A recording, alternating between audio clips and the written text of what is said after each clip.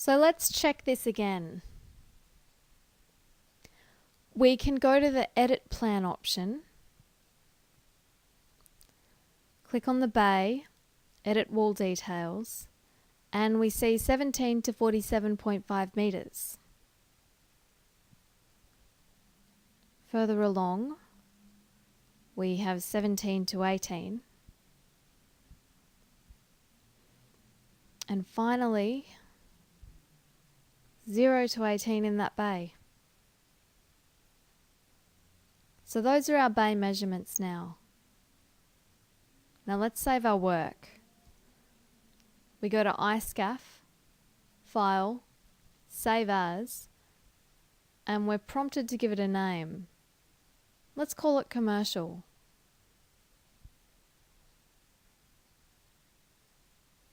We save that,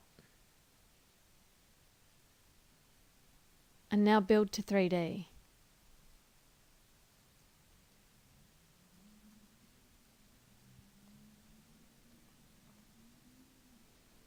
So now that it's built 3D, we're going to build a cross-sectional view of this.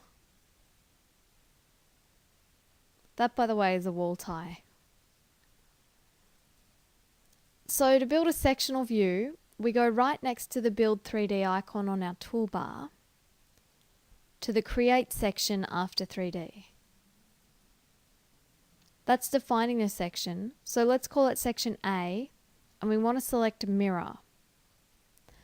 Now mirror means that we will be going from this direction. So when you laid out the bays, the arrow was pointing in this direction, so normally the view would be from that direction. But now we want to view from this direction, looking from south to north in this example, to match the elevation already in the background drawing. So we want to make sure mirror is turned on, click OK, and window around the cross section. Right click to finish, zoom out a little bit and find some empty space and click there. So it builds the section, and that looks pretty much like what we wanted. So we've got our 0 to 18 metres there.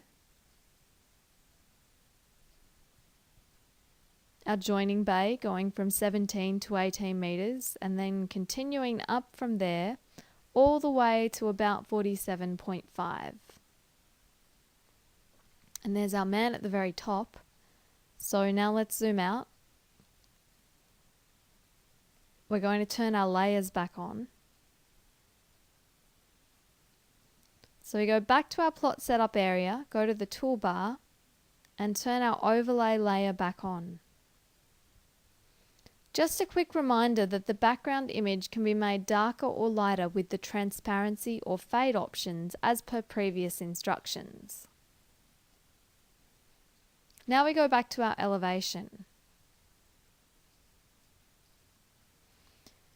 And we'll grab our section by moving it.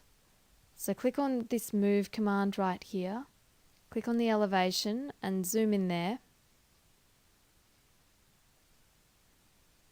That's the base where we want the jacks to sit. Now let's move our section into place to line up with the building. Zoom out and we go over to our elevation and line that up so it fits with our elevation. Let's zoom closer there. Now we can move that a little bit closer. So we click on Move again, click on the section, grab those legs and put that right next to the balcony. So once again, the Copy Wall North option allows you to join groups of bays, and then the Edit Wall Details command can give you total flexibility with elevations. Okay, now let's open up another drawing with an alternative floor plan design.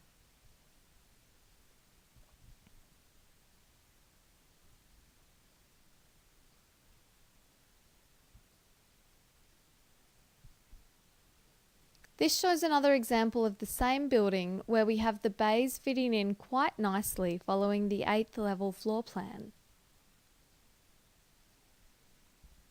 Here we can see the bays have side brackets being used in the appropriate position.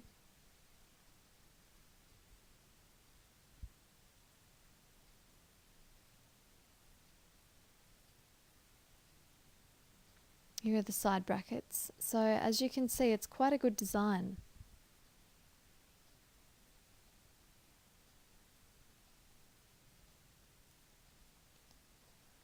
To finish, we can show a final 3D output using the View Visual Styles options to view the building and scaffold from any angle.